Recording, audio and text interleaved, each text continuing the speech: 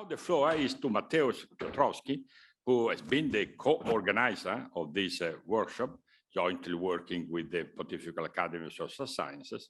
And so I take the opportunity to thank him for his effort. So the floor is yours. Good morning, everyone. I would like firstly to express my deep gratitude to the Pontifical Academy of Social Sciences, to all the other organizers who made this meeting possible. And this is not courtesy on my part, because the prolonged crisis Europe is in proves that we are lacking meetings which would gather experts, scholars, important stakeholders, and leaders with moral mandate to come up with working solutions and to find the root causes of the problems we're in. And why I find the work of the Pontifical Academy exceptional and indispensable in this respect is because it really managed to bring to one table key stakeholders whose contribution is essential if we are to get out of the present crisis.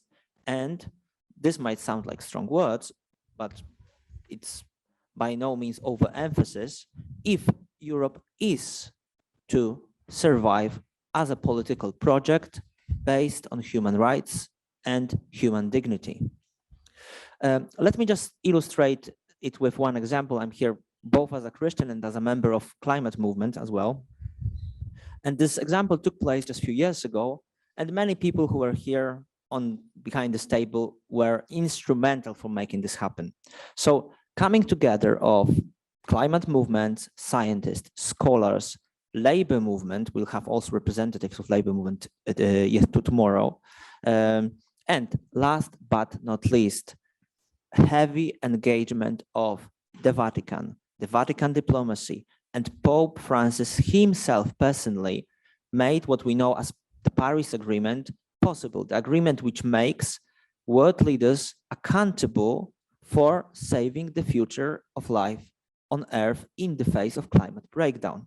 So, of course, we will discuss in more details that, there's as the recent report of Intergovernmental Panel for Climate Change clearly shows that we are far from where we should be in terms of ambitions, both on environmental level and I would add also on socio-economical level. But at least, and this has to be stressed, there is an institutional framework of cooperation, a wide coalition of stakeholders, as I said, faith-based, secular, that makes mobilization and accountability of decision makers, both economic and political, possible. And I want to make it very clear that we lack such a network, such a framework of cooperation between different stakeholders when it comes to COVID, to the whole health crisis we are in. And as Rocco Buttiglione rightly said, Europe is sick. And Healing Patient Europe, quoting Rocco again, calls some of the best doctors to come to the bedside of a European patient to diagnose and to offer treatment. So we really need such a framework. We need IPC, an intergovernmental panel on COVID, as there is one on climate change. So importantly, we are not here only as experts or academicians, I think, but also as citizens of Europe.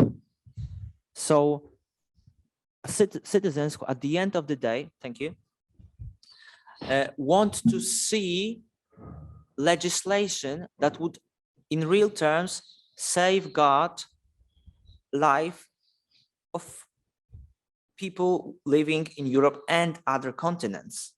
So legislation which, by adapting diverse solutions proposed by experts and taking into account insight of scholars, would help to effectively suppress and eliminate the virus, to support the European workers and citizens, small business, struggling through the pandemic crisis, and sometimes with the transition to a new greener economy, and to, as Monsignor Gallagher made it very clear, to help those at the European borders and margins. So let me quote Jesus of Nazareth here. He once said, "Your eye is like a lamp that provides light for your body. When your eye is healthy, your whole body is filled with light. But when your eye is unhealthy, your whole body is filled with darkness. And if the light you think you have is actually darkness, how deep that darkness is."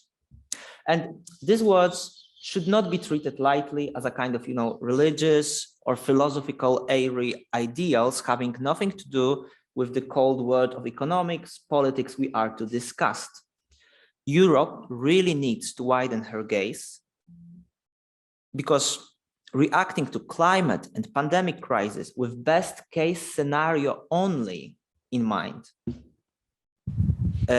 or just a next election poll in mind, is short-sightedness and is ultimately self-defeating in terms of the survival of the European institutions. We've been talking a bit already about the dignity of human person, and putting supposed, as Pope Francis very strongly said, putting supposed good of the economy before human life is not only contrary to European values, but it is self-defeating, because as the research now shows, precisely those countries that put human life and human dignity at the center, not only are like their citizens are not dying in these numbers, or civil liberties are in better state, but they also have better economic results, even in GDP measures. So I would just say that Pope John Paul II, I think, really clearly saw this crisis coming, talking about very short-sighted economic materialism being sacralized in our daily life. So neither COVID crisis, as we see, nor climate crisis allows for a wait and see approach, because costs of the inaction are just too high. And I would like just to finish to repeat what Monsignor has said.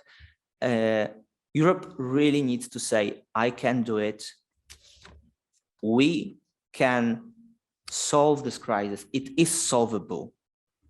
We can stop climate breakdown. We can eliminate the virus. We can bring more justice, equality, fraternity to the way our economics and societies work. And Europe really can widen her gaze to include. Thank you.